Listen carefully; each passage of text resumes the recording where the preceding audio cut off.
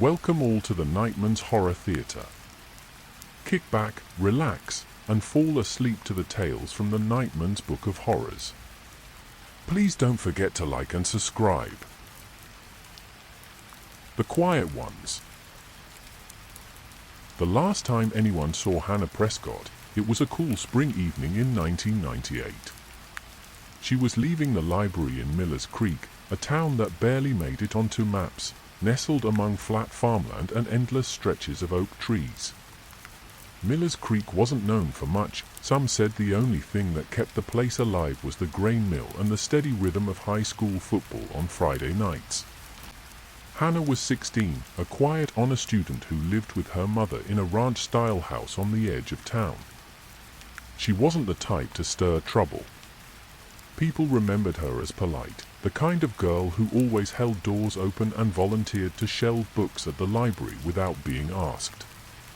That night, she checked out a battered copy of Wuthering Heights. The librarian, Mrs. Dorothea Pike, recalled Hannah saying, "I've read it before, but it feels different every time." It was a strange thing to say, Dorothea thought later. The library closed at 8. Hannah left alone, walking into the drizzle that had started to spit down on the sidewalks. Her house was only a 10-minute walk away. She never made it home. At first, no one panicked. Teenagers lost track of time. Maybe she'd gone to a friend's. Maybe she stopped at the diner for a soda. Her mother, however, knew better. By 10 o'clock, she was pacing the living room, lights blazing in every room, as though brightness could summon Hannah back. By midnight, she called the police. Officer Daniel Briggs took the report. Briggs was 33, a lifelong resident of Miller's Creek who had always told himself he'd move to the city someday. But then his father got sick, then the job at the Mill Police Department came through, then marriage, then divorce, and then suddenly, Miller's Creek was the only place left for him. When he arrived at the Prescott home, Mrs. Prescott was frantic, twisting tissues in her hands until they shredded into dust. She wouldn't just disappear, she insisted. "She's never done anything like this. Something's wrong." Briggs had heard it all before, parents swearing their kids weren't the type to run off. But still, something about Hannah's case unsettled him. She didn't fit the pattern of a runaway. Too reliable. Too careful. They sent out a patrol car to drive the road she would have walked. Nothing.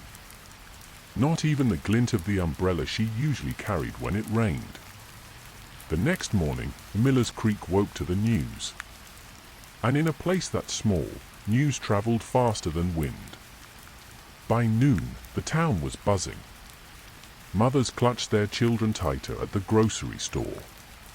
The diner chatter hushed whenever someone new walked in. And in the middle of all this tension, Earl Whitaker sat in his truck outside the hardware store, sipping coffee from a thermos. Earl was a handyman by trade, 45, with a face that always looked slightly sunburned. He was known to everyone. He'd fixed their roofs, their plumbing, their fences. He was reliable, if a little odd. Spent a lot of time alone. Didn't date, didn't have family nearby. Folks in town just chalked it up to him being one of those quiet types. That morning, as Earl watched the missing posters go up on the community board, he felt something stir deep inside his chest.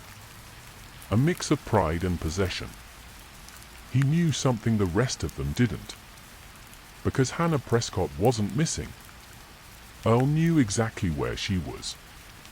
By the third day, the search turned desperate. Volunteers combed the woods on the outskirts of town, calling Hannah's name until their voices cracked. They found nothing except an old backpack filled with school papers, her handwriting unmistakable. But the pack was too clean, too dry, lying as if someone had placed it there. Detective Maria Keller was called in from the county. She was new to the job, one of the first women to serve as lead investigator in the region, and already felt the weight of proving herself. To the Millers Creek locals, she was an outsider with city eyes. To Keller, they were a wall of closed doors. She studied the backpack carefully, crouched in the mud. This was staged, she muttered. Too convenient. The deputy beside her shifted uncomfortably. You saying someone planted it? I'm saying someone wanted us to find it. And whoever that someone is, they're watching us right now. What Detective Keller didn't know, what no one in Millers Creek knew, was that Earl was indeed watching, from a hill deeper in the woods, binoculars pressed to his face, pulse quickening. He liked the way the searchers shouted Hannah's name. It made him feel like God. That night, Keller spread the evidence across the table in her motel room, the library checkout card, the witness statements, the backpack. Every piece told her the same story. Hannah hadn't left willingly. But proving that in a town where everyone believed they knew everyone else was another matter. The trouble with small towns, she thought, was that the monster was never a stranger. It was someone you shook hands with at the grocery store. Someone who fixed your fence. Someone you waved to every morning. Earl Whitaker lived at the edge of Millers Creek, in a sagging farmhouse that seemed to lean farther with every passing year. The roof had been patched so many times it looked like a quilt of mismatched shingles. Out front, his truck sat in the dirt driveway, rust blooming around the wheel wells. Inside, the air smelled faintly of sawdust, motor oil, and something else, something metallic that clung no matter how many windows he opened. The basement was his favorite place. That's where he kept his tools. And Hannah. She was alive. Barely. Earl had tied her to a chair in the farthest corner, where a single bulb dangled from the ceiling and buzzed with flies. He'd gagged her, but he left her eyes free. He liked the way they darted, wet and desperate, following his movements as he worked. You're safe here, he told her, though his voice was flat, mechanical, as if repeating a phrase he'd heard somewhere. The world doesn't understand people like us. But I do. He spoke gently, almost tenderly, while sharpening a chisel at the workbench. Hannah's breath came fast and shallow, her wrists raw from rope burns. Earl wasn't a stupid man. He knew eventually the police would start sniffing closer. But Millers Creek was predictable. The sheriff's department was small, underfunded, and full of men who thought they already knew who belonged in trouble and who didn't. Earl had fixed most of their houses. Hell, he'd fished with some of them on the weekends. They'd never look at him. That was the beauty of being useful in a small town. People mistook usefulness for goodness. Across town, Detective Keller sat in the Prescott living room. Hannah's mother sat rigid on the couch, a cigarette burning low between her fingers. The house smelled of stale smoke and lavender air freshener. Every surface was cluttered with photographs of Hannah, school portraits, softball trophies, a picture of her on a carousel when she was 7. She wasn't like the other kids, Mrs. Prescott said, voice trembling. She wasn't wild. She didn't drink, didn't sneak out. She stayed home with me most nights. That's why this doesn't make sense. She wouldn't have gone willingly. Keller nodded, scribbling notes. Did she have any trouble with anyone recently? Anyone bothering her at school, maybe someone older? Mrs. Prescott's eyes flashed. You think some boy had something to do with this? No. Hannah was careful. Keller leaned back. Sometimes it isn't about being careful. Sometimes it's about someone waiting for the right opportunity. Her mind flicked back to the staged backpack in the woods. Too neat. Too deliberate. Whoever did this was playing a game. And games meant escalation. The following evening, the search expanded. Volunteers dragged the creek bed, sifted through ditches, and knocked on doors. Earl joined them. He carried a flashlight, his broad shoulders hunched like he bore the same worry as everyone else. He nodded solemnly when neighbors spoke of prayers and hope. "Such a shame," he said. "Sweet girl like that. Lord knows what could have happened." People trusted him. Why wouldn't they? He'd fixed old Mrs. Lammy's porch last winter for half the price. He'd repaired the church roof after the storm. His hands were calloused, his voice steady. Only Keller watched him a second longer than most. Something about his eyes, too still, too measuring, sent a flicker of unease through her. But unease wasn't evidence. Meanwhile, Hannah fought to stay awake in the basement. Time blurred, daylight and darkness meant little in the damp, windowless space. She tried to remember her mother's face, the smell of her shampoo, the sound of pages turning in the library. Anything to anchor herself. But Earl had a way of filling the silence.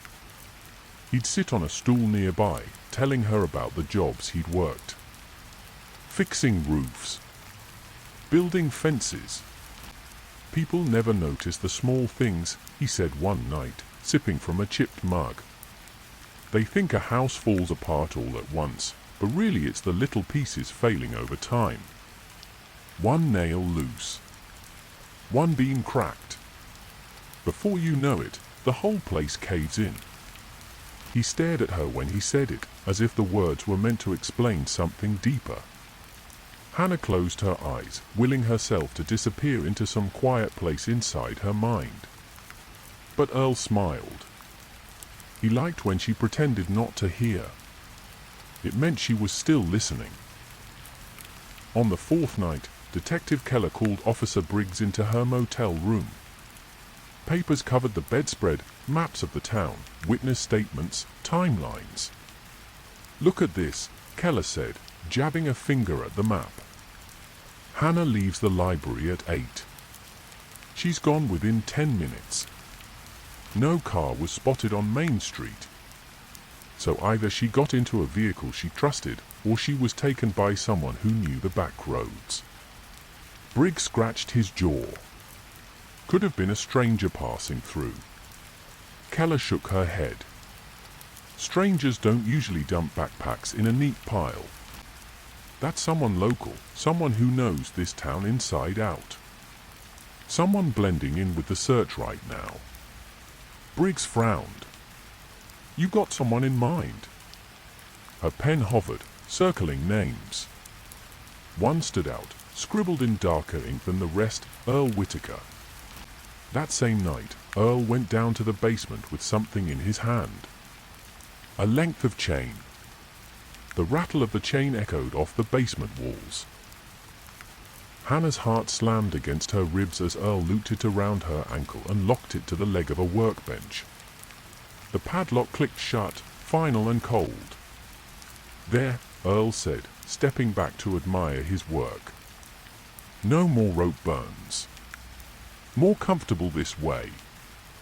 His voice was almost cheerful, as if he'd just installed a new shelf. Hannah didn't speak. She couldn't, not with the gag. But her eyes pleaded. Earl saw it and smiled faintly, brushing a strand of damp hair from her face with a mechanic's gentleness. "You don't understand now, but you will," he whispered. "I'm protecting you. The world out there eats people alive. Here, you're mine.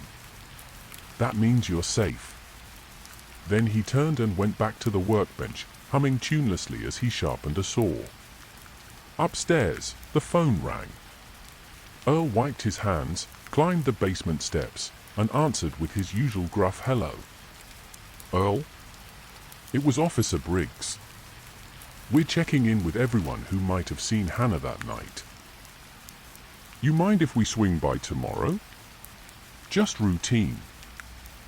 Earl's stomach tightened, but his voice stayed steady. "Sure thing, Danny. I'll put coffee on. Anything I can do to help."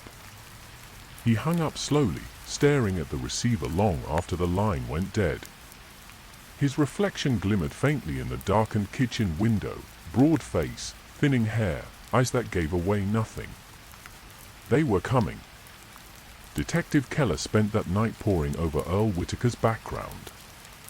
No criminal record. No military service. Just odd jobs, handyman work, quiet living. People in town described him with the same 3 words: dependable, polite, lonely. But Keller knew predators came wrapped in ordinary skin. She'd studied enough cases to see the pattern: men who hovered on the edges of communities, fixing things, helping out, making themselves useful. Until one day they took something that couldn't be fixed. She jotted in her notebook, "Whitaker, watch closely." The next morning, Briggs and Keller drove the county cruiser out to Earl's farmhouse. The road narrowed into gravel, lined with leaning fence posts and fields just starting to green with spring. "Place looks like it's falling apart," Briggs muttered as the house came into view. "Sometimes that's just a mask," Keller said. Earl was waiting on the porch, mug of coffee in hand. He raised it in greeting, calm as ever. "Detective, officer. Come on in." The inside of the house smelled faintly of sawdust and oil. Tools were stacked neatly along the walls, each in its place. A Bible sat open on the kitchen table, as if he'd been reading it that morning. Briggs relaxed a little. This was the Earl he knew. Keller, however, kept her gaze moving. She noticed the mud on his boots, the faint scrape of chain oil in the air. When Earl poured coffee into mismatched mugs, his hands didn't shake. That bothered her most of all. "Where were you the night Hannah disappeared?" she asked. Earl leaned back in his chair, thoughtful. "Working late out at the Miller property. Fixing their fence line. Got home close to 10, I think. Alone, of course. Not much company out here. Anyone see you that night?" "No. Just me and the fence posts." Briggs scribbled notes without suspicion. But Keller studied Earl's eyes, which never once flickered away from hers. She felt it again, that stillness. The kind of quiet that hid something deeper. Down in the basement, Hannah strained against her chain. She'd worked the gag loose enough to breathe better, but every tug on the lock made her ankle bleed. Her throat was raw from thirst. The single bulb above her head buzzed relentlessly, a cruel reminder that time was still moving, even if she couldn't. She thought of her mother, of the search parties calling her name. Could they hear her if she screamed? No, Earl's house was too far from town. The walls too thick. But she screamed anyway, until her voice broke into nothing. Upstairs, Earl turned the radio louder to drown her out. That evening, the search widened to the old train depot outside town. Keller directed volunteers, her sharp eyes scanning every face in the crowd. Earl was there again, flashlight in hand, moving alongside neighbors as if he belonged. She couldn't shake the feeling of being watched, not by strangers, but by someone inside the circle. Briggs noticed her tension. "You're wound tight, Keller. You really think this isn't some drifter?" She shook her head. Drifters don't stay and help search. They move on. Whoever did this wants to see the panic. Wants to be part of it. Her eyes flicked toward Earl, who was speaking softly with a neighbor, his flashlight beam steady as a heartbeat. Later that night, Keller wrote in her notebook, "Whitaker, comfortable in the search." Too comfortable. But suspicion wasn't enough. She needed proof. And Earl knew how to leave none. That same night, he descended into the basement carrying something new, a small camera, mounted on a tripod. Hannah's breath caught. "Don't be afraid," he said, adjusting the lens. I just want to remember this. The beginning of us. The camera clicked softly as Earl adjusted the focus. Hannah flinched at the sound, the lens staring back at her like a single, unblinking eye. There, Earl murmured. Perfect. He sat on the stool, elbows resting on his knees, watching her through the viewfinder. The red light blinked. You don't understand now, he said, voice low, but one day you'll thank me. The world would have chewed you up. Boys at school, men in bars, people who don't care what happens to you. I'm the only one who sees you. Hannah shook her head violently, tears streaking her face. Earl frowned, as though disappointed in a child. Crying doesn't suit you. You're stronger than that. He reached out, brushing her cheek with the back of his hand. She recoiled. The camera kept rolling. The next morning, Detective Keller walked into the diner on Main Street. Conversations dipped when she entered, as though her very presence disturbed the town's fragile sense of order. She sat at the counter, ordered black coffee, and opened her notebook. Briggs joined her, looking worn. No sign at the depot. Volunteers are burning out. Folks are starting to think he trailed off, but Keller finished the thought. They're starting to think Hannah's dead. Briggs sighed, rubbing his temples. It's been a week. These things don't usually end well. Keller leaned forward. You ever notice how Whitaker's always there? Always close enough to help, never close enough to be questioned. Briggs frowned. Earl? Come on, Maria. He's harmless. Been here his whole life. Fixes everyone's houses, helps out at church suppers. You're seeing shadows. Sometimes shadows are the only place monsters hide, Keller said sharply. Briggs looked away, uncomfortable. You start throwing suspicion at the wrong man, this town will turn on you. But Keller didn't care about the town's opinion. She cared about the girl chained in a basement she hadn't yet found. That evening, Keller drove the back roads alone, windows down, trying to map in her head where someone might keep a person hidden. Abandoned barns, hunting cabins, storage sheds. She marked each one mentally, adding to the puzzle. The trouble was, the puzzle kept pointing her back toward the very people Miller's Creek trusted most. Inside the Prescott home, Hannah's mother sat staring at the TV without seeing it. The news anchor's words were a blur. Missing posters, interviews, speculation. She lit another cigarette with shaking hands. Her sister, visiting from 2 towns over, said softly, "You have to take care of yourself. She'll need you when she comes back."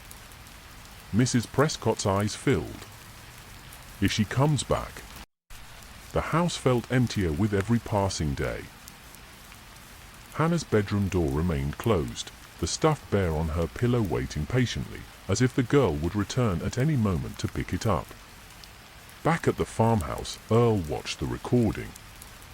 Hannah's fear filled the tiny screen. He replayed it again and again, studying every flicker of her eyes.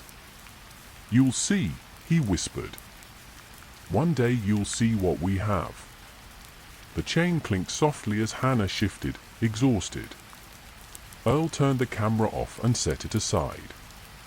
Then he reached for the padlock, fingers brushing metal. For a moment, he considered unchaining her, letting her walk freely around the basement. Maybe upstairs. But freedom, he thought, was dangerous. Freedom made people think they could leave. Instead, he tightened the lock. 2 days later, Keller requested a formal search warrant for Earl Whitaker's property. The sheriff's office balked. "You don't have cause," the sheriff said bluntly. "Earl's clean. No priors, no complaints, no nothing. You be wasting time and goodwill." Keller slammed her notebook shut. Goodwill doesn't make a girl reappear. Something's wrong with him.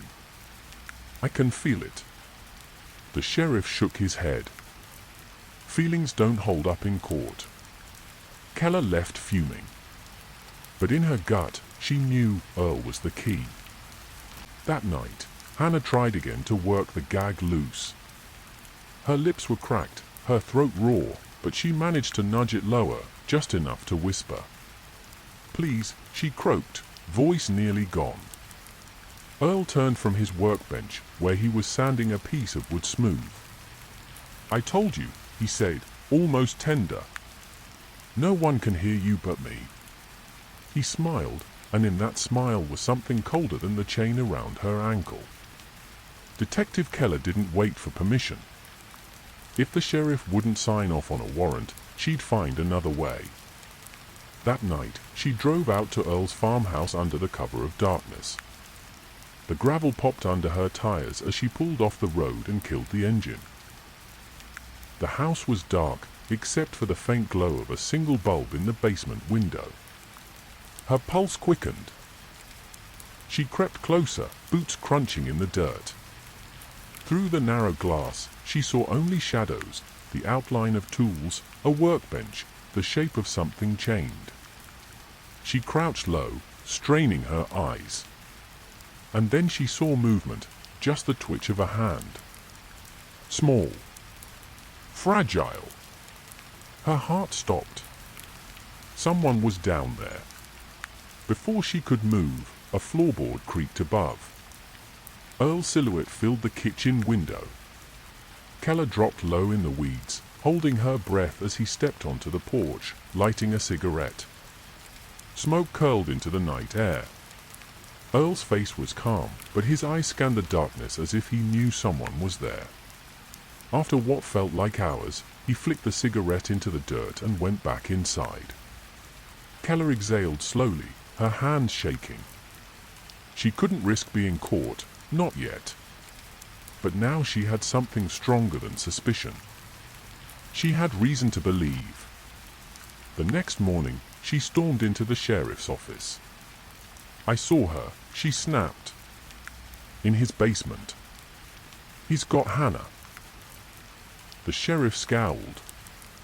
"You trespassed? You think a judge is going to sign off on that?" Keller slammed her fist on the desk. "Then don't take it to a judge. We don't have time. That girl's alive, and every hour we sit on our hands is another hour she's closer to being dead." The sheriff leaned back, weary. He knew Keller was stubborn, and something in her eyes told him she wasn't guessing anymore. "Fine," he said at last. "We'll move." Meanwhile, Earl had grown restless. Hannah was weak now, slumped in the chair, her skin pale. She hadn't eaten in 2 days, refusing the food he brought. Her silence infuriated him. "You think ignoring me makes you strong," he hissed. "You think anyone out there cares more than I do? They've already given up." His words cracked like a whip in the damp air. Hannah lifted her head, eyes glazed but burning with the last of her will. "You won't win." The whisper shook him more than he expected. For the first time, he felt doubt curl in his stomach. At dawn, law enforcement vehicles rolled down Earl's road, engines low, tires grinding the gravel. Keller rode in the lead car, hand on her holster, eyes locked on the sagging farmhouse. "Surround it," the sheriff ordered. Officers fanned out, weapons ready. Inside, Earl heard the engines. His head snapped up, heart thudding. He looked at Hannah, then at the stairs. "They're not taking you," he growled. He yanked the chain free from the workbench, dragging Hannah upright. She stumbled, too weak to resist, as he hauled her toward the stairs. The front door burst open with a crash. Officers flooded in, shouting commands. Earl tightened his grip on Hannah, pressing a rusted knife to her throat. "Stay back," he roared. "She's mine." Keller pushed through the line of officers, her gun raised but steady. Her voice cut through the chaos. "Earl! Let her go!" His eyes were wild, darting from face to face, sweat shining on his forehead. "You don't understand," he barked. "I saved her. She belongs here. With me." "She's not yours," Keller said, calm but firm. "She's a child. She has a life, a mother, a future. You take that knife away, and we can end this without blood." For a moment, Earl wavered. Hannah's eyes locked on Keller's, desperate, pleading. Then something inside him snapped. He pressed the blade tighter. Keller fired once. The shot cracked through the farmhouse like thunder. Earl crumpled, knife clattering to the floor. Hannah collapsed with him, sobbing. The town of Miller's Creek never forgot that morning. Word spread faster than the sirens. By noon, the whole county knew Hannah Prescott had been found alive in the basement of Earl Whitaker's farmhouse. The handyman, the quiet neighbor everyone trusted, had been the monster all along. Mrs. Prescott held her daughter in the hospital, tears soaking her hair. "I knew you'd come back," she whispered over and over, as if saying it enough would make the nightmare fade. Hannah was thin, her skin bruised, but her spirit burned fierce. She refused to let Earl's shadow define her. Detective Keller stood at the foot of the hospital bed, exhaustion etched deep in her face. Hannah's eyes met hers, and for the first time, Keller allowed herself a small smile. "You saved me," Hannah said softly. Keller shook her head. "No. You saved yourself. You held on long enough for us to find you. That strength no one can take away." The farmhouse was torn apart in the investigation. Cameras, chains, notebooks filled with Earl's ramblings, evidence of a man who had hidden darkness behind a mask of usefulness. In the weeks that followed, Miller's Creek struggled to reconcile what had happened. Neighbors whispered in the diner, "How could we not have seen?" Mothers clutched their children tighter. Trust, once unshakable, now felt fragile. But Hannah walked through town again, head high, refusing to hide. She would not let Earl's legacy be fear. Detective Keller left Miller's Creek soon after, assigned to another case in another town. But she carried Hannah's face with her, the reminder that monsters don't always come from shadows. Sometimes they come from the quiet ones, the men who fix your fences and wave from their porches. And sometimes, the only way to fight them is to listen to the gut that says, something isn't right. Years later, Hannah Prescott told her story at a victims' advocacy conference. She stood at the podium, voice steady, eyes clear. "People ask me if I ever wonder why he chose me," she said. "But that question doesn't matter. What matters is that he didn't win. I lived. And I tell my story because silence is where monsters grow. If I can give anyone strength to speak, then he didn't take anything from me at all." The audience rose in quiet applause. Somewhere in the back, a detective with streaks of gray in her hair smiled, proud. The quiet ones had lost. Ashes in the orchard. The first barn went up on a bitter January night in 2006. Red Hollow, Pennsylvania, was the kind of place where winters came heavy, the fields coated in frost like glass, the apple orchards brittle and gray until spring thaw. Nothing much ever happened there until the fire. It started just after midnight at the Brannigan farm. By the time the volunteer fire department rolled up in their dented red trucks, the barn was already an inferno. Flames licked at the sky, orange against the black night, sparks riding the wind across the snow-dusted fields. Frank Doyle, fire chief for 20 years, stood in the freezing mud with his helmet pulled low. He was 56, tired in the bones, and had seen enough fires to know when they were hopeless. This was one. "Get the cattle out," he shouted over the roar. His crew fanned out, faces lit by the blaze. They managed to cut loose a handful of terrified cows, but many more never made it. The smell of burning hay mixed with flesh, acrid and unforgettable. Frank stood there, jaw clenched, as the roof gave way with a scream of collapsing timber. The barn folded in on itself, sparks exploding into the night. The Brannigans, Maggie and her husband Carl, sobbed into each other's coats. "It's all we had," Maggie cried. "All of it." By dawn, nothing was left but a smoking ruin and the blackened carcasses of animals frozen mid-flight. Frank wrote the report the same way he always did, cause unknown, likely electrical. Old barns had bad wiring. Fires happened. Still, something about the way the flames had moved, fast, almost too fast, itched at the back of his mind. 3 weeks later, the second barn burned. This time, it was the Peterson farm, 5 miles down the road. Same pattern, midnight, sudden blaze, nothing salvageable. Another herd gone. Another family gutted. Frank began to feel the weight of something darker. 2 barns in 3 weeks wasn't coincidence. The town began to whisper. Among the whisperers was Laura Price, 28, who worked mornings at the Red Hollow Diner and evenings helping her brother, Danny, tend their father's old orchard. Danny was the optimist, always saying they'd bring the orchard back to life, even though most of the trees hadn't borne fruit in years. The night of the second fire, Laura lay awake in her farmhouse, staring at the glow on the horizon. She could see it through her window, an orange bloom against the stars. Her gut twisted. Something wasn't right in Red Hollow. And somewhere, in the dark woods outside of town, a man stood watching the fire, his face bathed in flickering light. He wasn't tall, wasn't strong, wasn't anyone you'd notice in a crowd. That was his gift.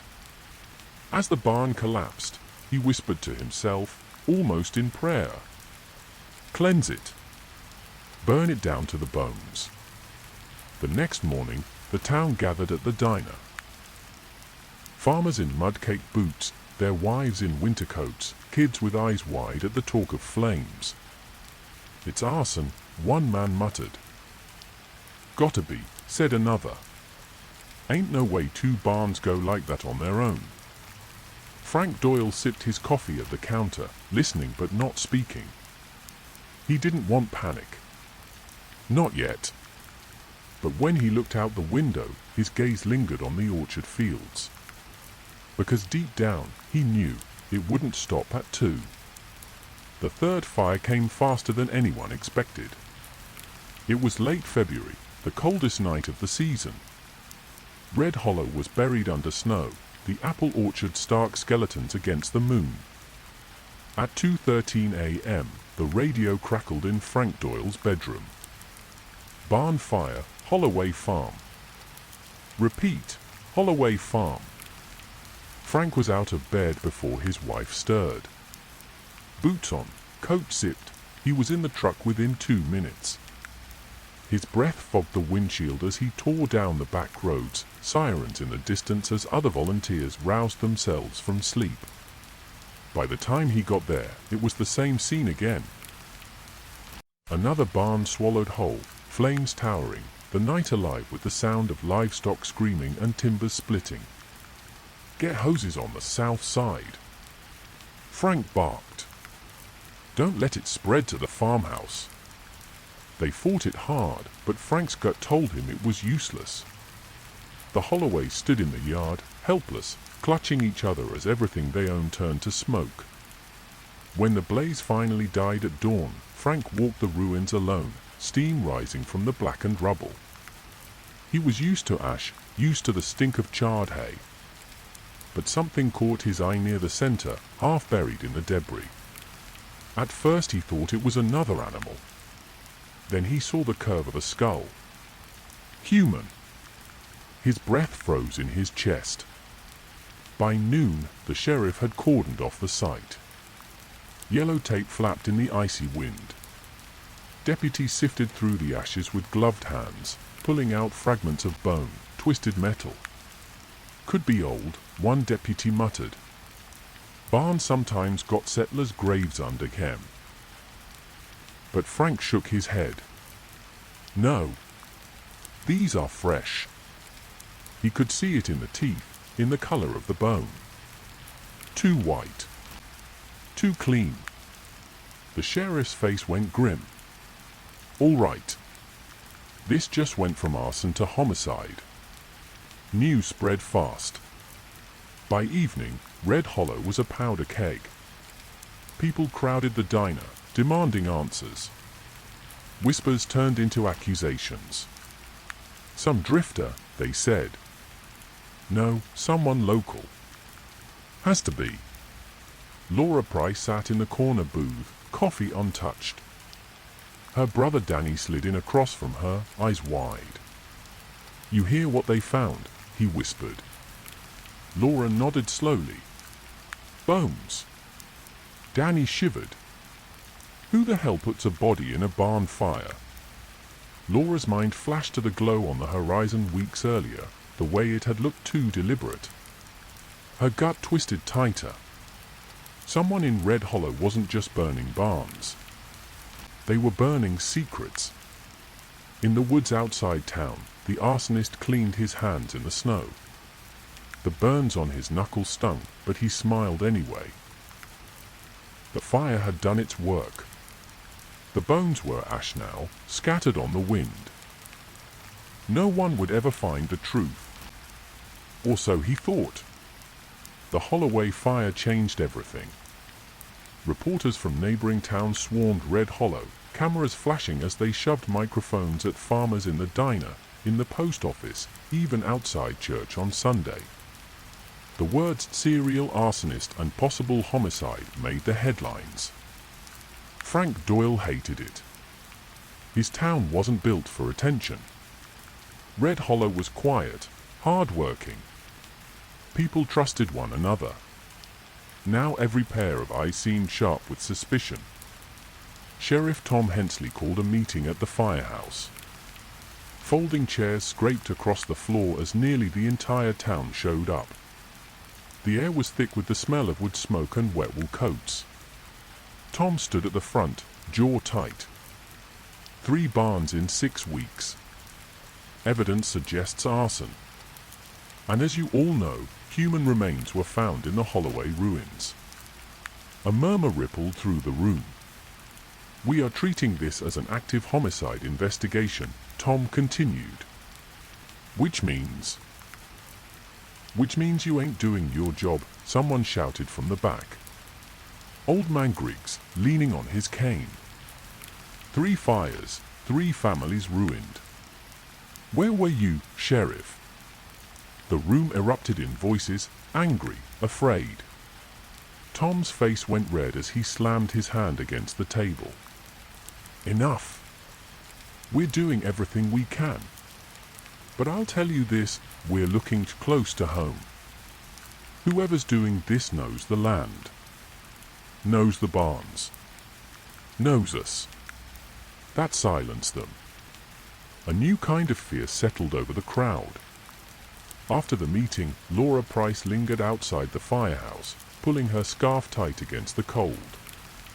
Frank Doyle came out, his face pale under the glow of the streetlight.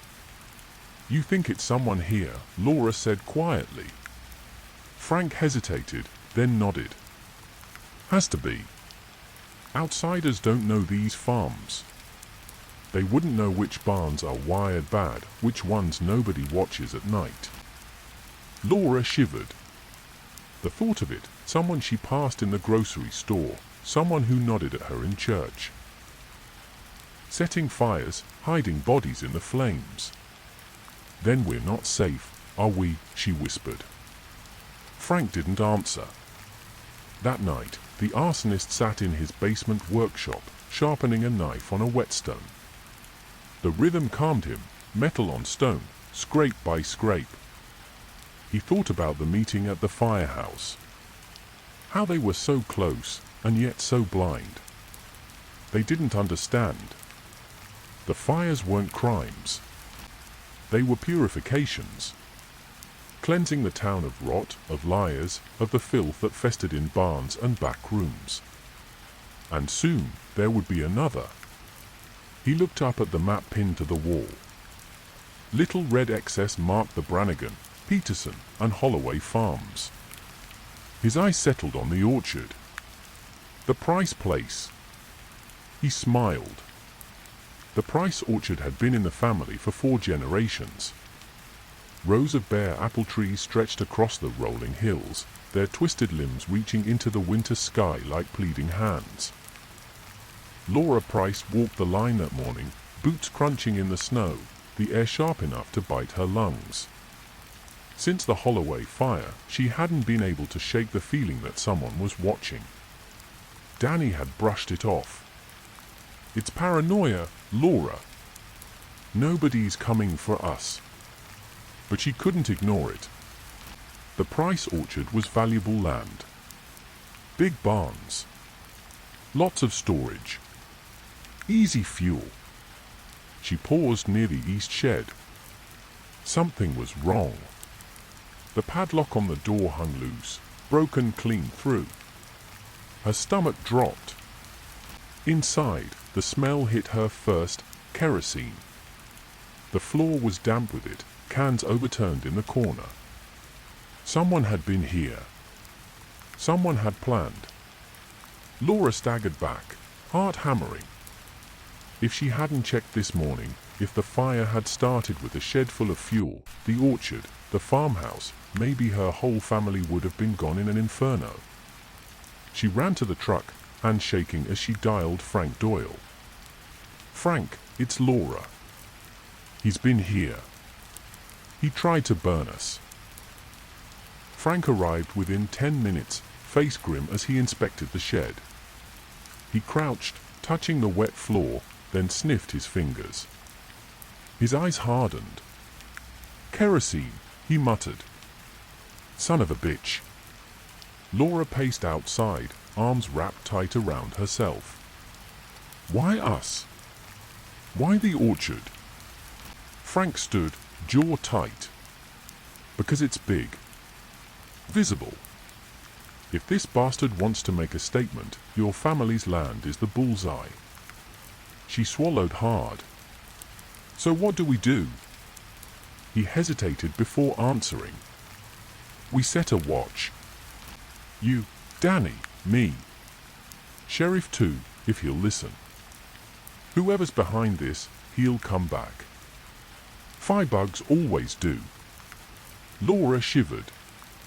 The thought of waiting for him, catching him in the act, felt like dangling herself as bait. But what choice did she have? That night, snow fell thick and silent over Red Hollow. Laura sat in the kitchen with Danny, the shotgun across her lap. Every creak of the house, every groan of the wind, set her nerves on edge. Danny tried to joke, but his voice cracked. "Bet he won't show. Bet he got spooked." Laura shook her head.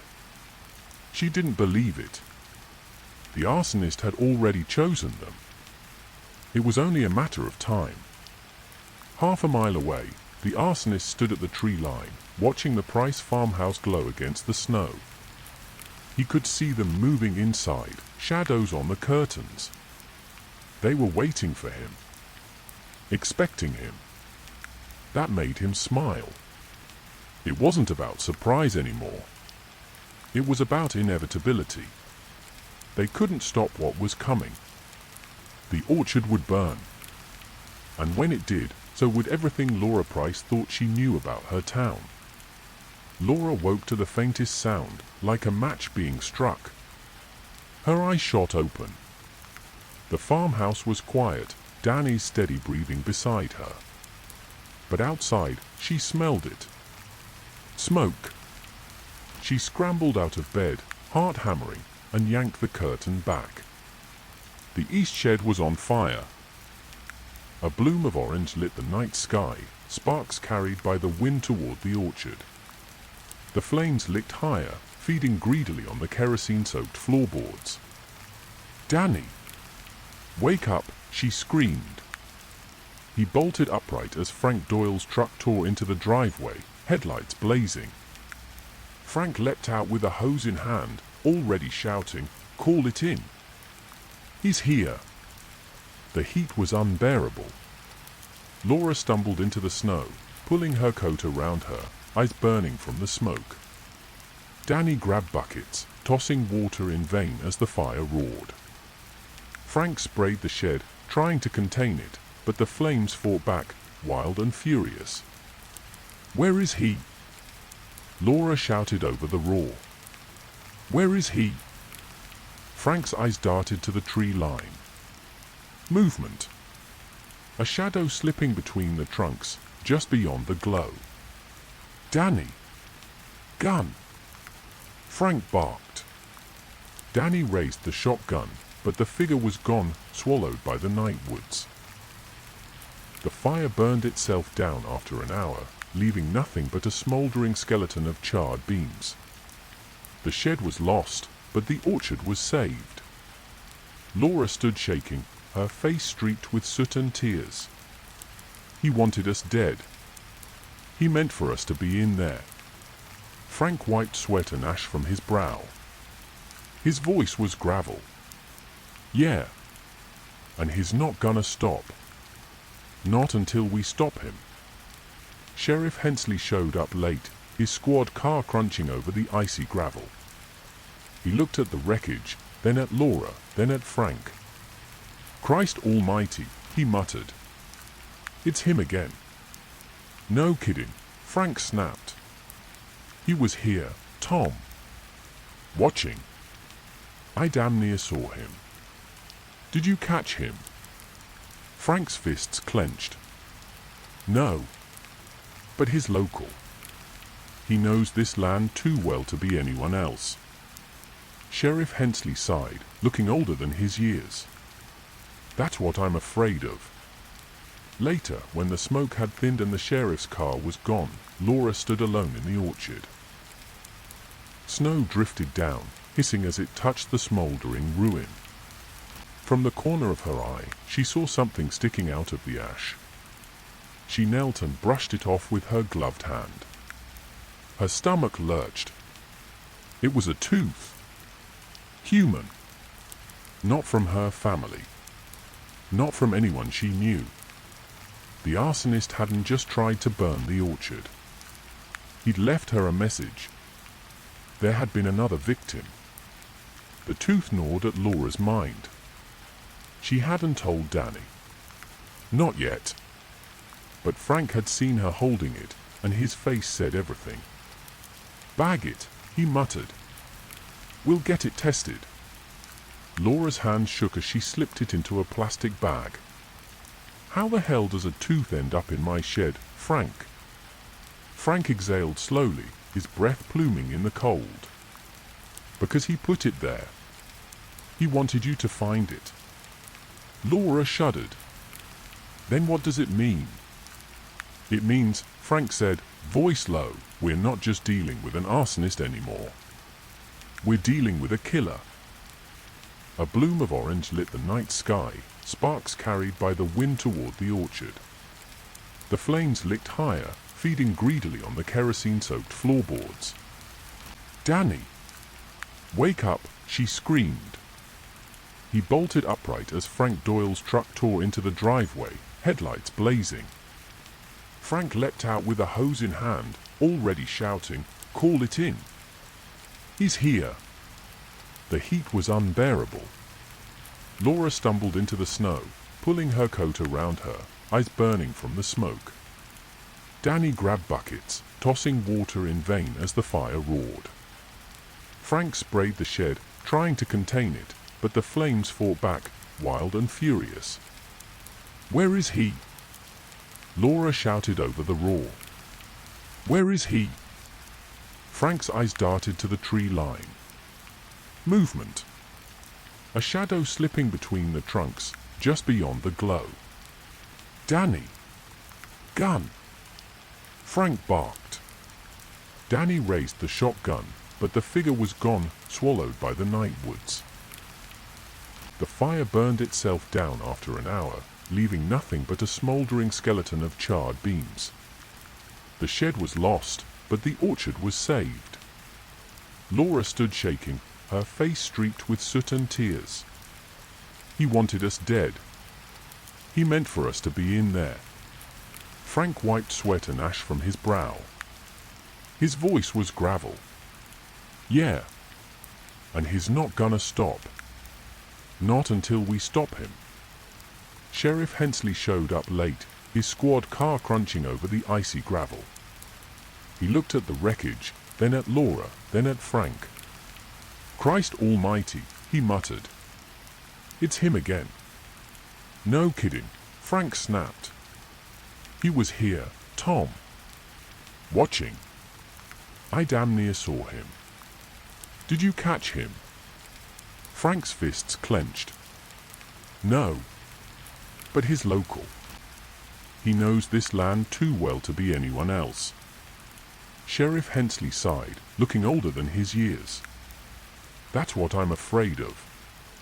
Later, when the smoke had thinned and the sheriff's car was gone, Laura stood alone in the orchard. Snow drifted down, hissing as it touched the smoldering ruin. From the corner of her eye, she saw something sticking out of the ash. She knelt and brushed it off with her gloved hand. Her stomach lurched. It was a tooth. Human. Not from her family. Not from anyone she knew. The arsonist hadn't just tried to burn the orchard. He'd left her a message. There had been another victim. The tooth gnawed at Laura's mind. She hadn't told Danny. Not yet. But Frank had seen her holding it, and his face said everything. Bag it, he muttered. We'll get it tested. Laura's hand shook as she slipped it into a plastic bag. How the hell does a tooth end up in my shed, Frank? Frank exhaled slowly, his breath pluming in the cold. Because he put it there. He wanted you to find it. Laura shuddered. Then what does it mean? It means, Frank said, voice low, we're not just dealing with an arsonist anymore. We're dealing with a killer. The next days were a blur. Sheriff Hensley worked quietly, trying not to spook the town. But rumors spread fast in Red Hollow. People whispered at church, at the diner, at the gas station. The fires weren't accidents. Someone was hunting. The first clue came from Dr. Brenner, the county coroner. The tooth was tested. It belonged to Abigail Cook, a 20-year-old who'd been reported missing 3 weeks earlier. She'd been last seen leaving her waitressing shift at Mel's Diner, just a mile from the Price Orchard. Laura felt sick when she heard it. The girl's family lived 2 roads over. Good people. They'd searched, they'd prayed. And all along, Abigail had been nothing more than fuel for someone's fire. Frank and Laura sat in his truck overlooking the town square. His escalating, Frank said grimly. First Barnes. Now people. Laura hugged herself. You think he'll come back here? Frank glanced at her, his weathered face hard. He already has. Sheriff Hensley reluctantly called in help from Harrisburg. 2 investigators came down, suits too crisp for Red Hollow, asking questions no one wanted to answer. Who had grudges? Who had access to fuel? Who knew the back roads well enough to vanish in the woods without a trace? Laura had her suspicions.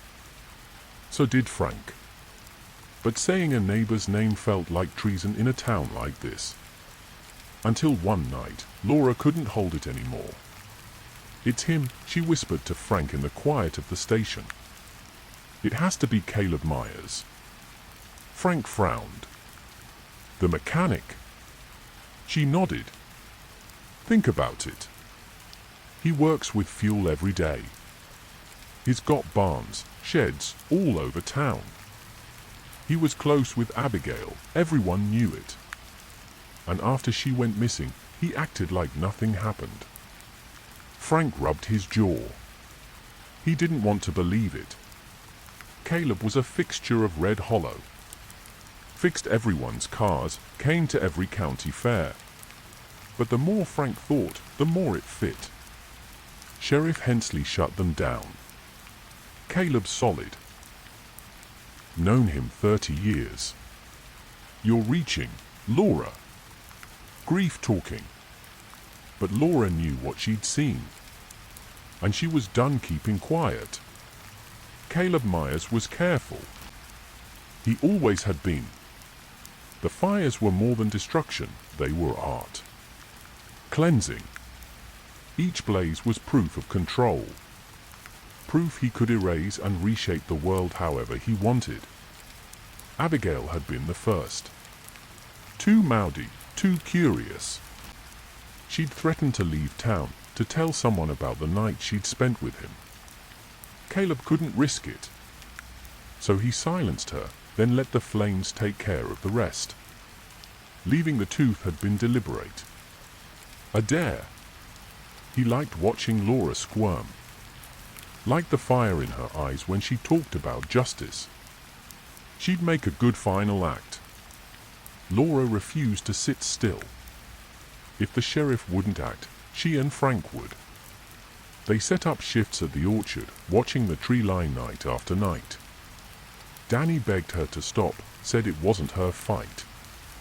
But Laura couldn't let it go. She felt it in her bones. The arsonist wasn't done with her family. The break came when Frank spotted Caleb's truck idling near the orchard at 2 a.m. He didn't approach, just watched the headlights flare, then vanish down the dirt road. It was enough. Frank and Laura confronted Sheriff Hensley, forcing him to follow up. Reluctantly, the sheriff issued a quiet warrant to search Caleb's workshop. What they found froze the town. Gas cans stacked like soldiers. Burned scraps of women's clothing.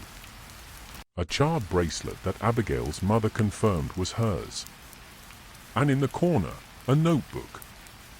Every fire in Red Hollow, logged and dated in Caleb's cramped handwriting.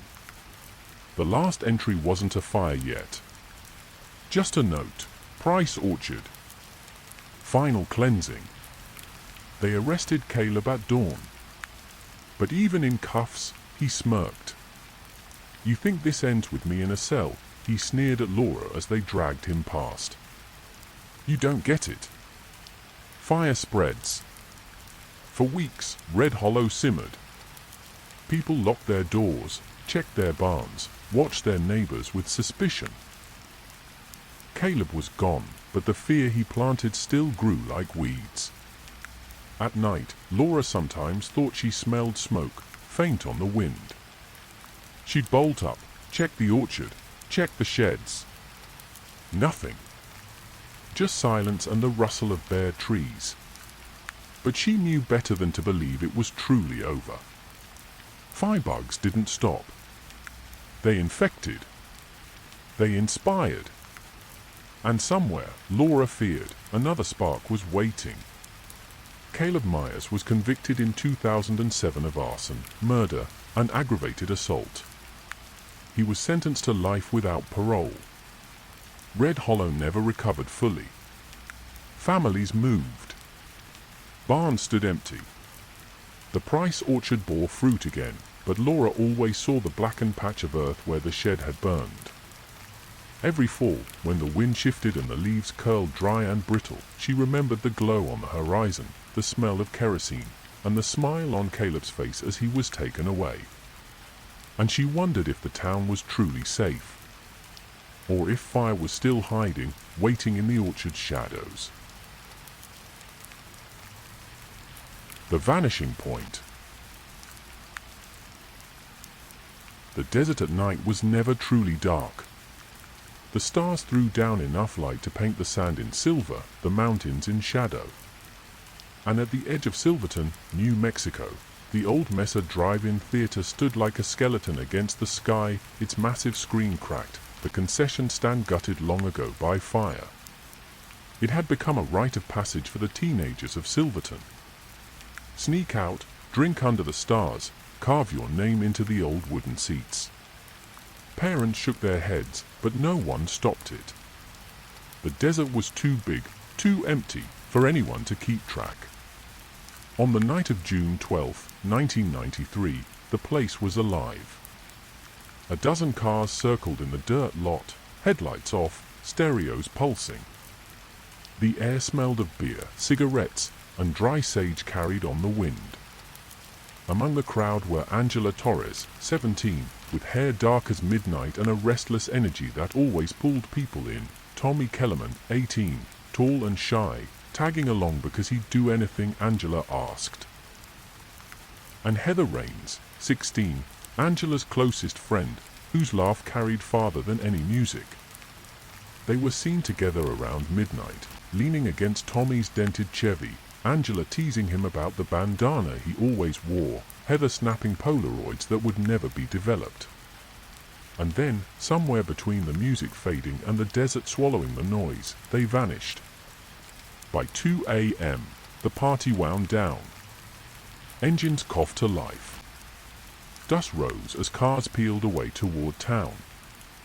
Nobody noticed Angela's car still parked by the fence line, its keys sitting neatly on the front seat. Nobody noticed Heather's denim jacket lying crumpled in the dirt. The desert noticed. The desert always noticed. But it kept its silence. By dawn, when Angela's mother stood on the porch smoking nervously, waiting for headlights that never came, the first threads of fear began to weave through Silverton. By noon, when Heather's father called the sheriff's office, voice tight with panic, the fear had turned to anger. And by sunset, 3 families were staring at empty bedrooms, the echoes of laughter still clinging to the walls, as the desert outside seemed to stretch wider and emptier than ever before. That night, Deputy Ryan Caldwell, 24, newly transferred from Albuquerque, drove out to the drive-in with a flashlight and a sinking feeling in his gut. The sand was littered with beer cans, broken bottles, cigarette butts. Teenagers had been here, yes. But there was something else. Near the fence, half buried in dirt, Ryan's light caught the edge of something white. He bent down, pulled it free. A sneaker. Torn at the laces. It was streaked with something darker than dust. And in that moment, Ryan knew this wasn't kids running away. This was something else. Something the desert wanted to hide.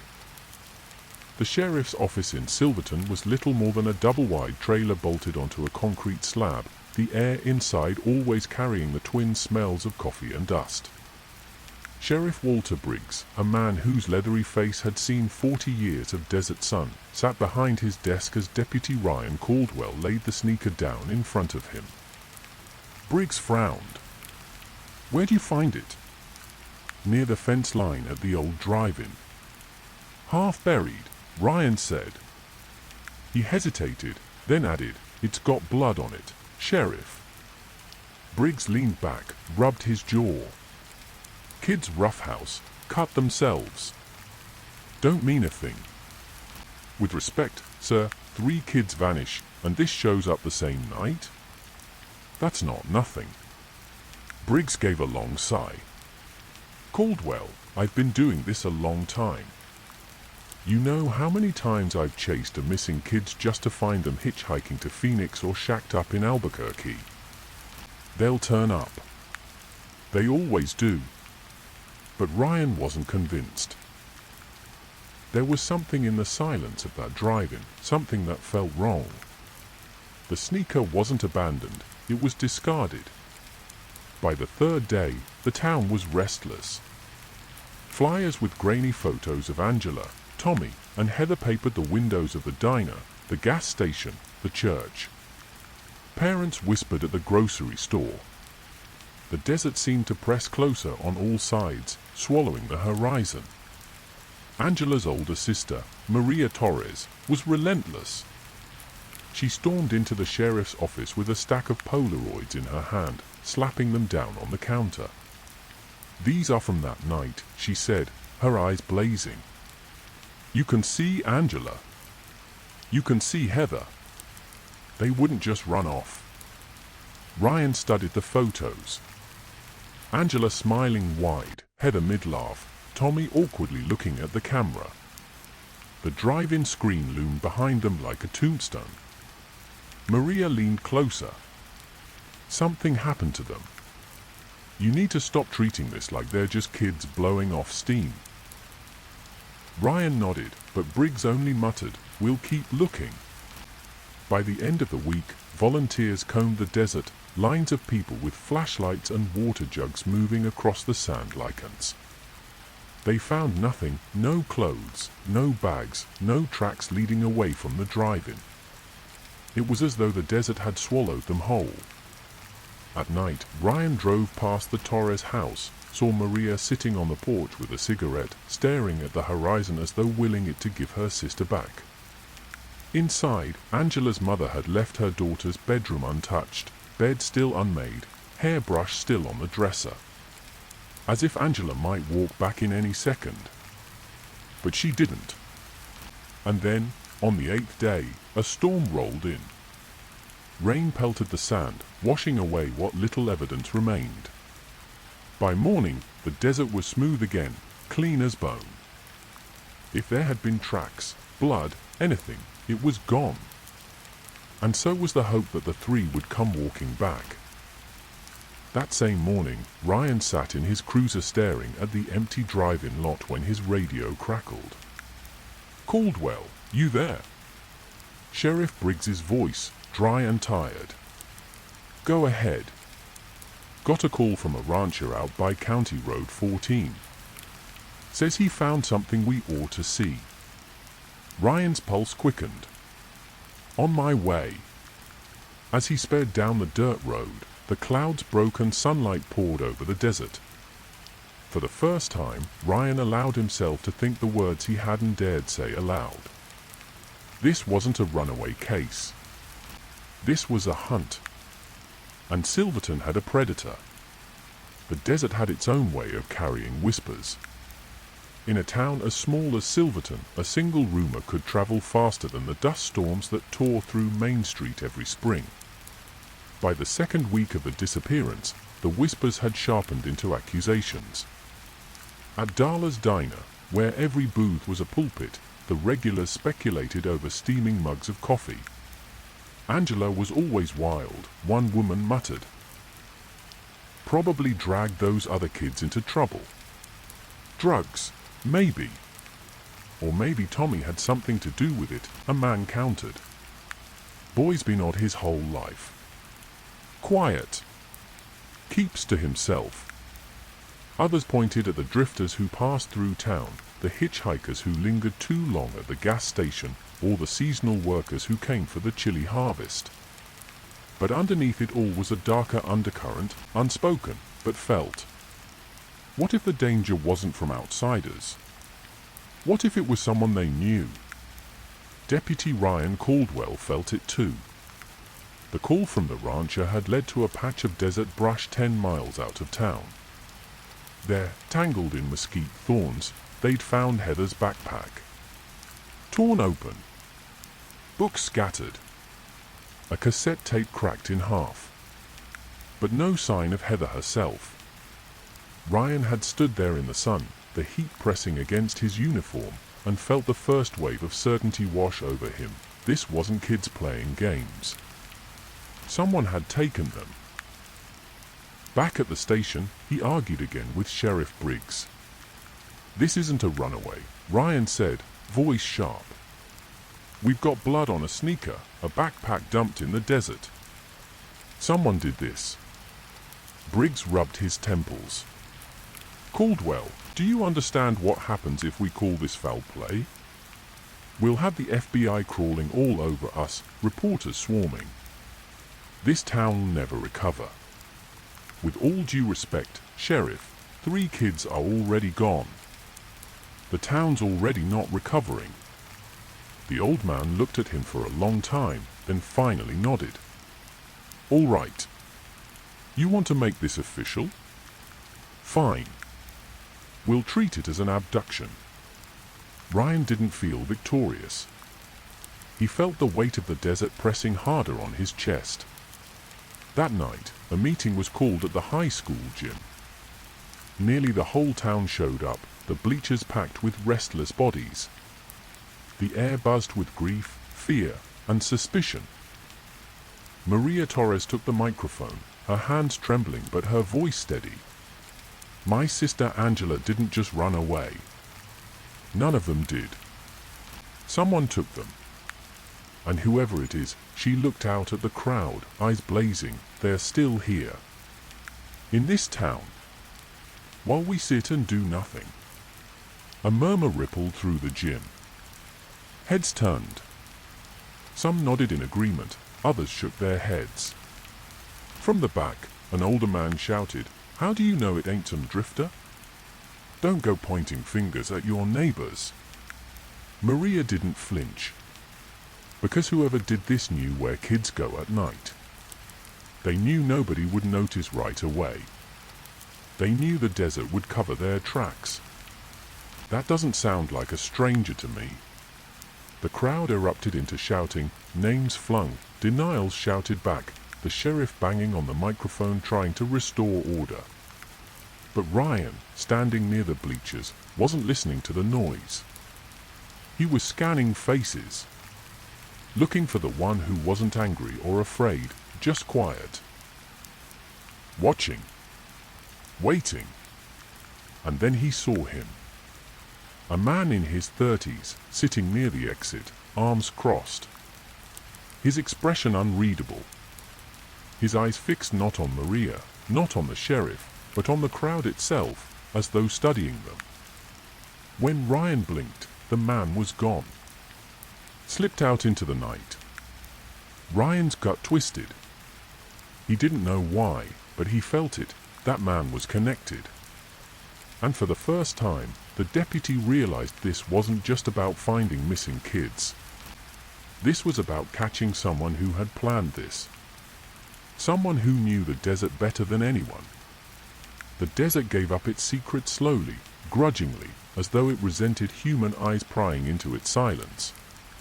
It was the Torres family's dog that found it first.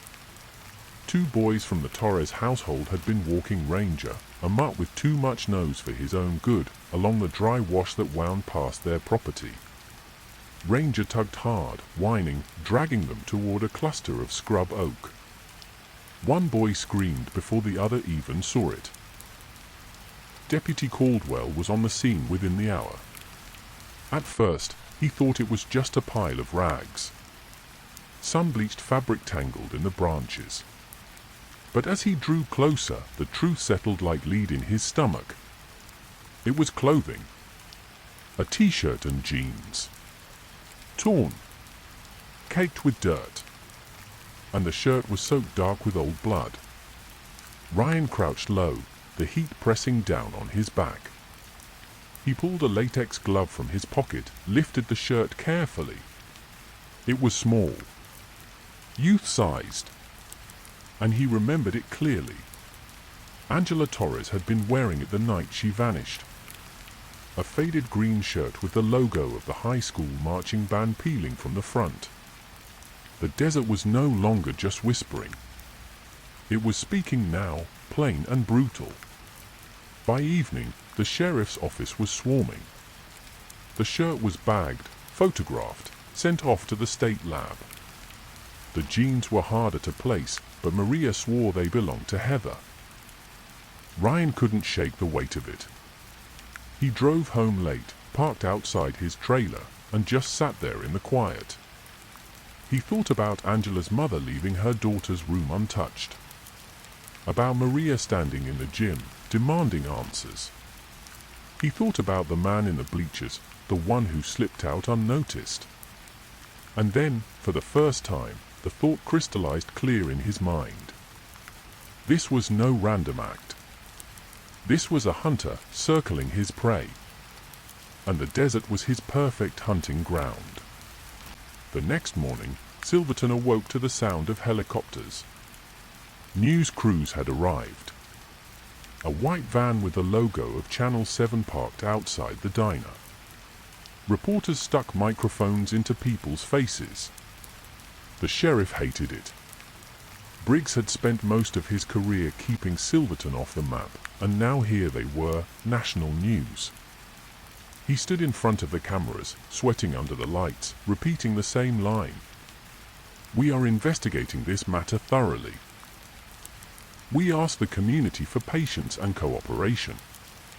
But patience was gone. Fear had taken its place. At the gas station, a group of ranchers argued over who might be responsible. At the high school, parents pulled their kids out of class, refusing to let them walk home alone. And in the Torres household, Maria taped the news clipping to her wall and stared at it like it was evidence in a case only she could solve. That evening, a call came into the sheriff's office. Ryan picked it up. The voice on the other end was raspy, distorted. "You're not looking in the right place," the caller said. Ryan stiffened. "Who is this?" Silence. Then the voice again. "They're not in the desert anymore." The line went dead. Ryan held the receiver in his hand long after the dial tone faded, his pulse hammering. He replayed the words in his mind. "Not in the desert anymore." Which meant if the caller wasn't just a crank. They were closer. Much closer. The desert didn't like to give anything back. Cattle wandered off into its endless miles and were never seen again. Cars broke down and were swallowed by drifting sand. Even the rain, when it finally came, disappeared into the thirsty earth without a trace. But in late June, a monsoon storm rolled through Silverton, and the desert was forced to spit up something it had tried to keep. A ranch hand named Miguel Ruiz was checking his fence line after the storm, trudging through the mud where a normally dry arroyo had turned into a gully of running water. That's when he saw it, half buried in the washout, tangled among roots and broken branches.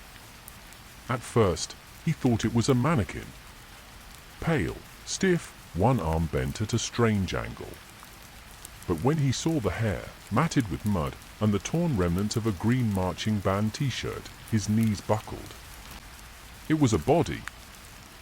The call went out, and by evening, the arroyo was swarming with law enforcement, crime scene techs from the county, even a coroner from Santa Fe.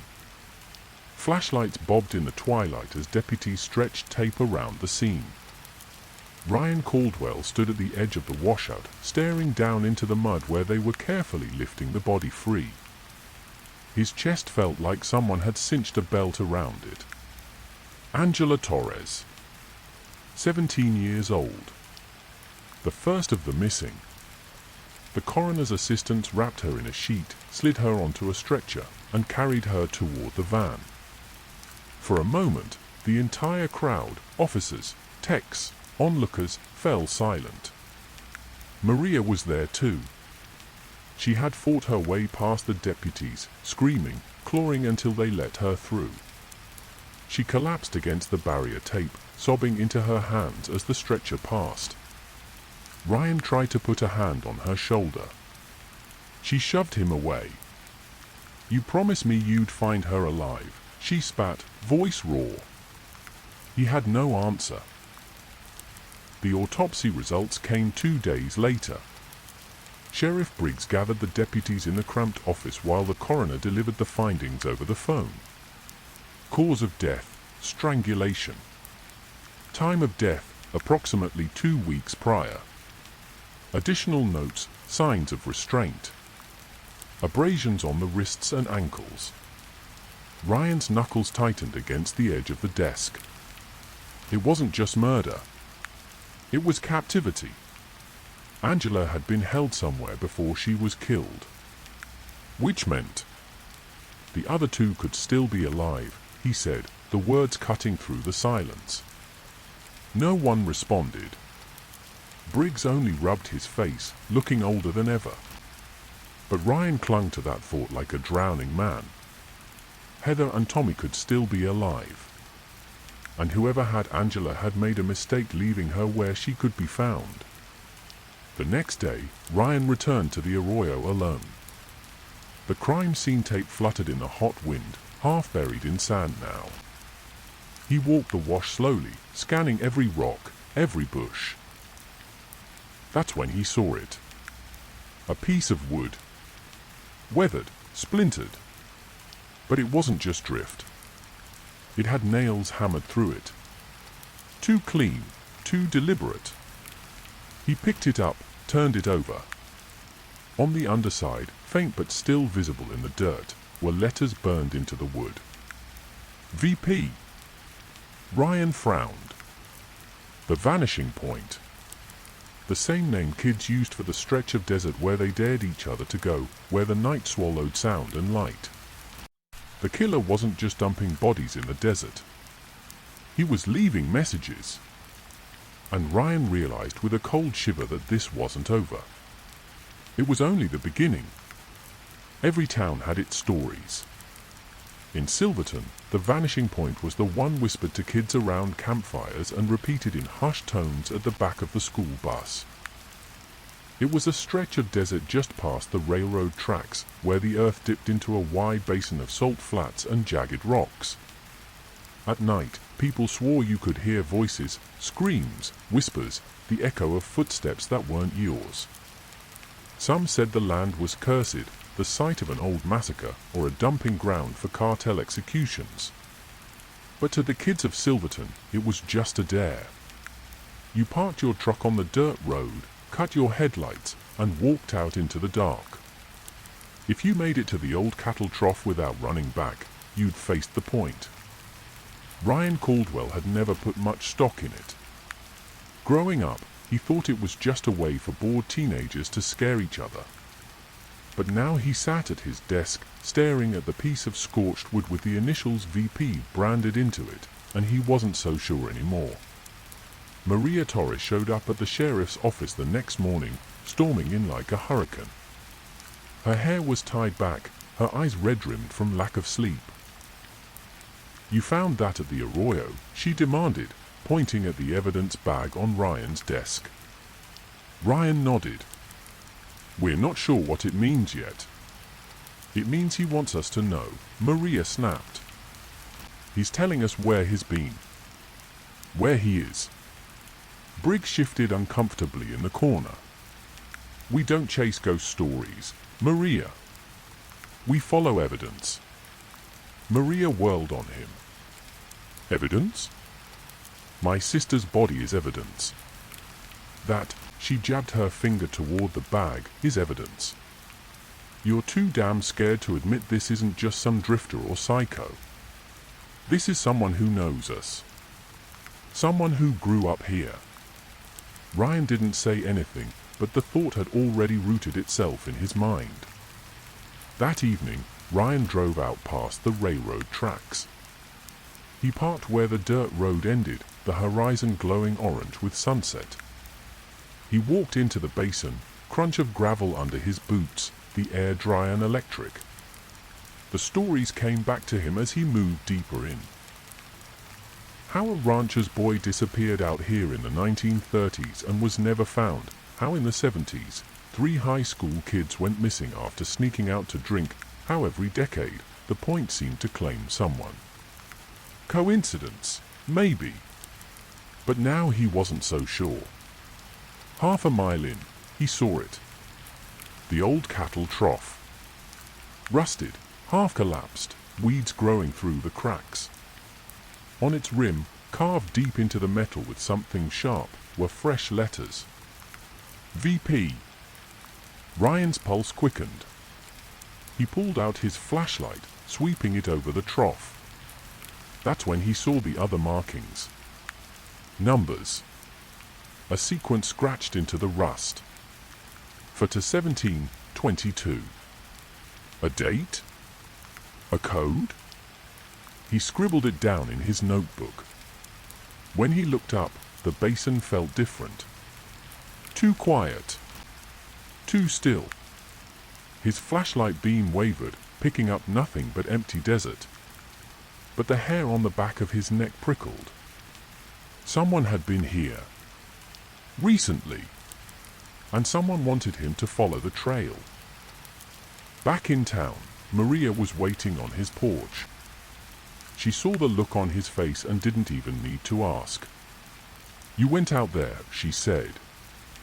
Ryan nodded. "He's using the point as a message board. Taunting us." Maria's voice dropped, fierce and steady. "Then we go back. Together. We don't wait for the sheriff. We don't wait for another body." Ryan hesitated. He should have told her no. He should have warned her off. But deep down, he knew she was right. The killer wasn't hiding in the desert. He was playing in it. And if they wanted to stop him, they had to step onto his board. Ryan spread his notes across the kitchen table, the numbers glaring up at him in his own hurried scrawl. For to 1722. Maria leaned over his shoulder, arms crossed tight, her jaw set. "It's a date. Has to be." Ryan rubbed his temples. April 17th, 2022. But that was 2 months ago. 2 months ago was when Angela first disappeared. Maria shot back. He's marking the timeline. He's cataloguing them, one by one.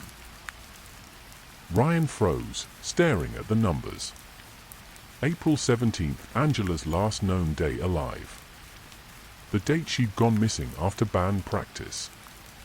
"Christ," he whispered. Maria's eyes burned into him. He's keeping track. There'll be more dates.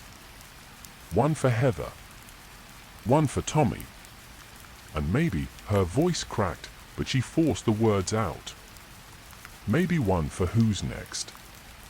The next morning, Ryan brought the numbers to Briggs. The sheriff listened in silence, cigarette dangling between his fingers, smoke curling toward the ceiling fan. "You're chasing shadows," Briggs said finally. "Scratches on a trough don't mean a damn thing." "They match Angela's disappearance," Ryan insisted. "You can't tell me that's coincidence." Briggs slammed a palm on the desk, startling them both. "Coincidence or not, we don't go stirring up panic over ghost stories. You keep your head down, Caldwell. I'll handle this." Ryan knew better. Briggs wasn't handling anything. He was too old, too tired, too scared of turning Silverton into a circus. So Ryan made his choice. If Briggs wouldn't dig deeper, he and Maria would. That night, Maria showed up with a showbox of old photos and e-books. "If he's from here, if he's using the vanishing point because it means something, then we'll find him in these."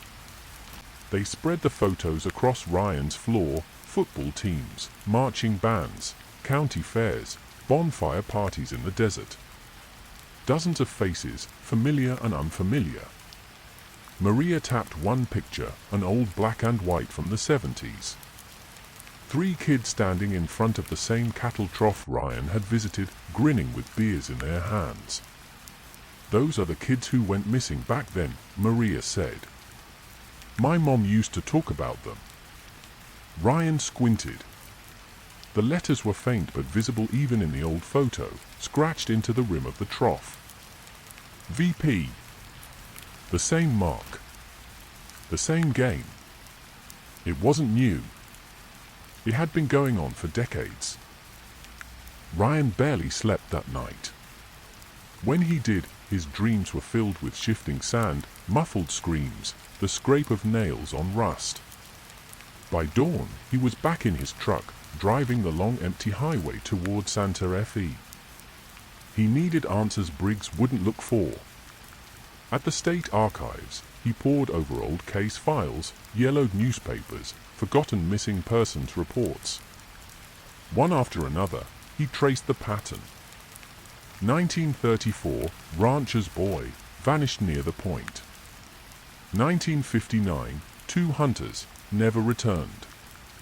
1974, the 3 high schoolers Maria had mentioned. 1991, a drifter, last seen heading east on foot. Every 20 years, like clockwork, the desert swallowed someone whole. Until now. Now, the cycle was broken.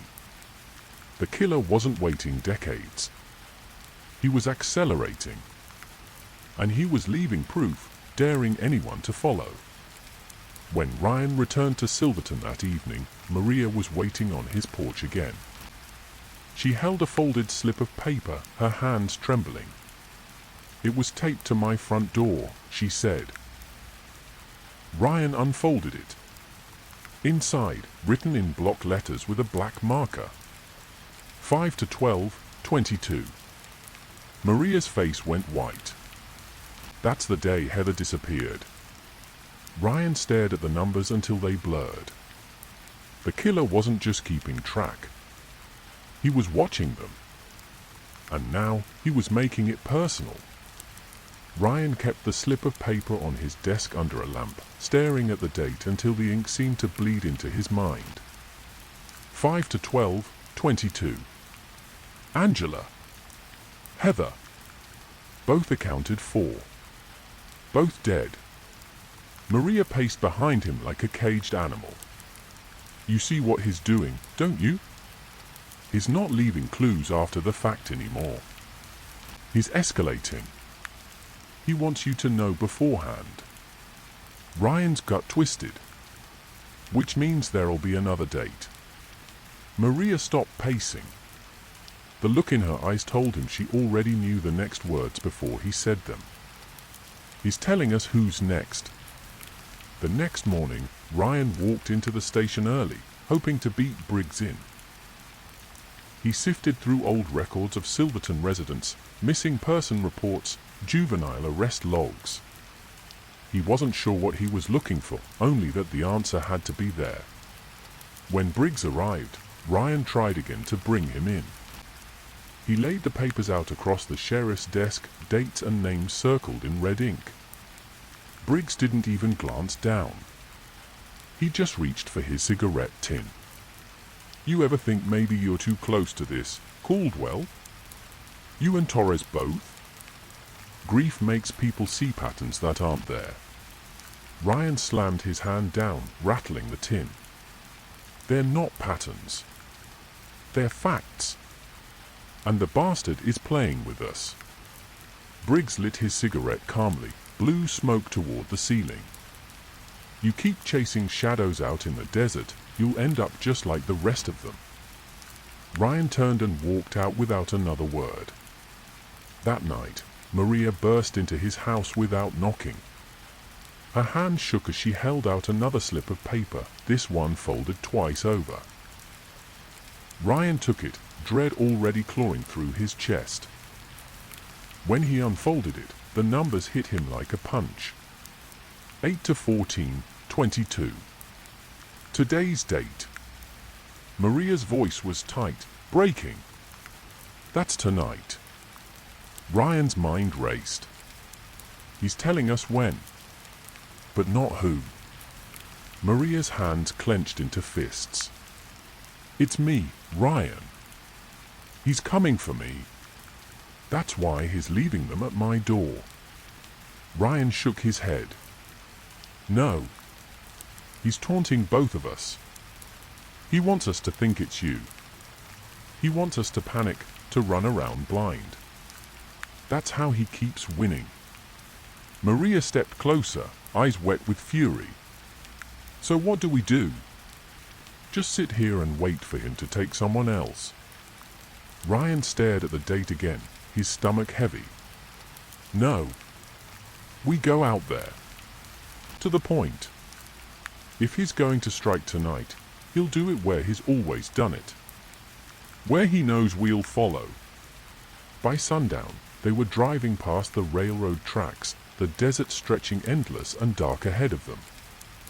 Ryan killed the headlights as they neared the basin, parking the truck where the dirt turned to salt.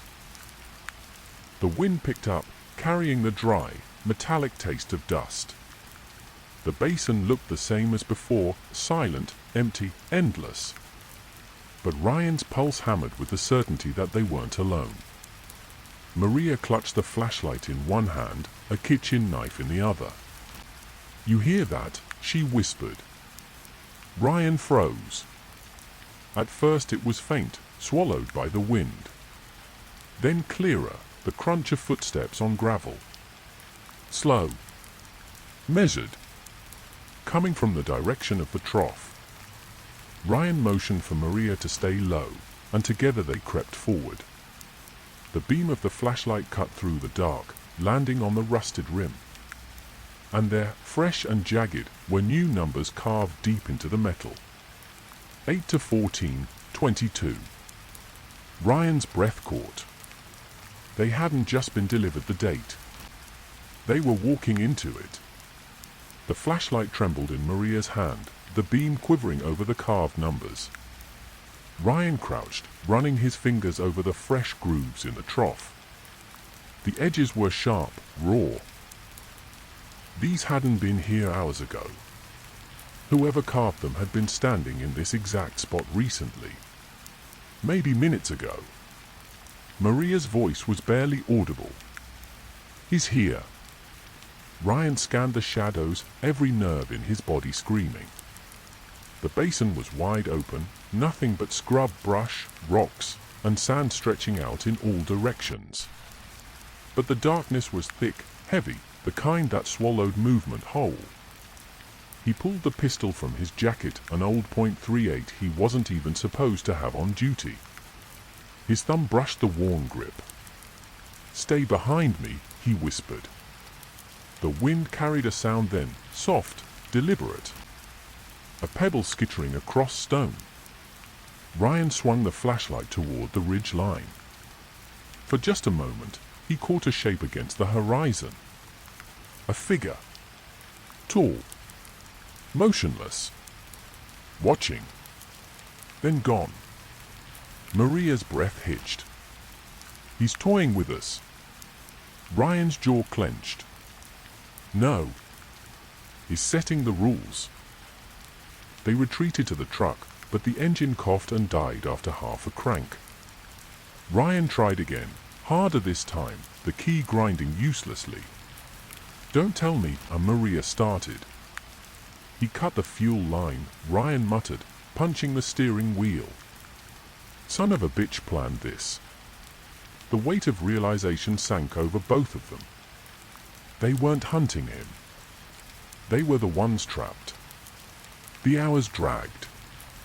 The desert was a hollow drum, every sound amplified, the scrape of wind, the thump of Ryan's pulse, Maria's ragged breathing. They sat in silence, the flashlight between them, its beam flickering as the battery died. "Why us?" Maria finally whispered. "Why not just disappear like the others? Why send the dates? Why drag us into it?" Ryan stared into the dark. "Because we're the only ones looking. The others were trophies. This," he gestured at the carved numbers, the notes, the broken down truck, "this is his game." "And how does it end?" Ryan didn't answer. He wasn't sure he could. Near midnight, Ryan caught the movement again. Just outside the range of the dying flashlight, a shadow shifted against the sand. Then another. Maria gripped his arm. "There's more than one." Ryan's stomach dropped. For months, he had assumed they were chasing a killer. But what if the vanishing point wasn't one man's legacy? What if it was a ritual, passed down, shared, repeated? The realization hit like ice water. This wasn't one predator. It was a tradition. A pact. Ryan lifted the pistol, aiming blindly at the dark. "Stay down," he hissed. The shadows closed in, circling, patient. Somewhere out in the basin, a voice carried on the wind. Low. Drawn out. Almost a chant. Maria squeezed Ryan's arm, her voice breaking. "They're coming." The chanting grew louder. Not words exactly, more like guttural syllables, rising and falling in rhythm with the wind. It carried across the basin, echoing until Ryan's skin prickled with every note. Maria pressed her back against the truck, gripping the kitchen knife so hard her knuckles blanched white. "Ryan, they're all around us." Ryan scanned the darkness, trying to count shadows. 3? 4? No, more. Shapes moved just outside the beam of their failing light, slipping in and out of the desert brush. "Stay low," he whispered. "Don't let them flank us." But already it was too late. The shapes weren't moving in at random, they were closing in, forming a slow, deliberate circle. Ryan's heart hammered. His father's warnings about the vanishing point came rushing back in jagged fragments. They don't just take people. They make a show of it. The circle tightened. The chanting rose. Then, as suddenly as it began, the voices fell silent. A single figure stepped forward into the dying beam of the flashlight. He was tall, gaunt, his face hidden beneath the shadow of a wide-brimmed hat.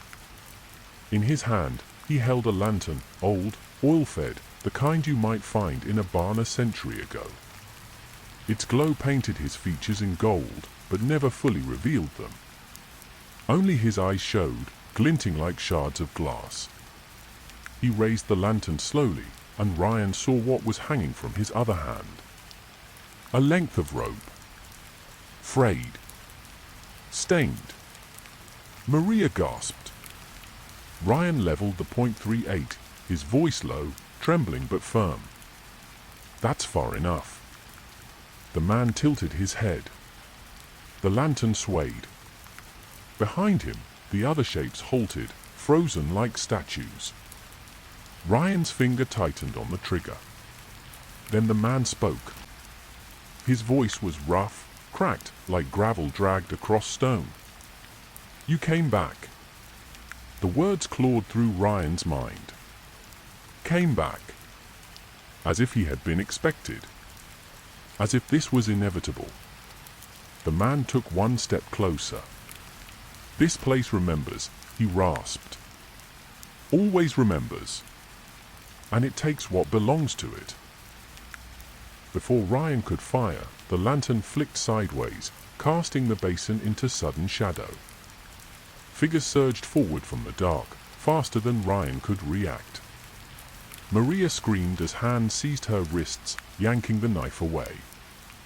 Ryan swung the pistol, firing blind into the chaos. A body fell with a guttural cry, but 3 more shapes closed in.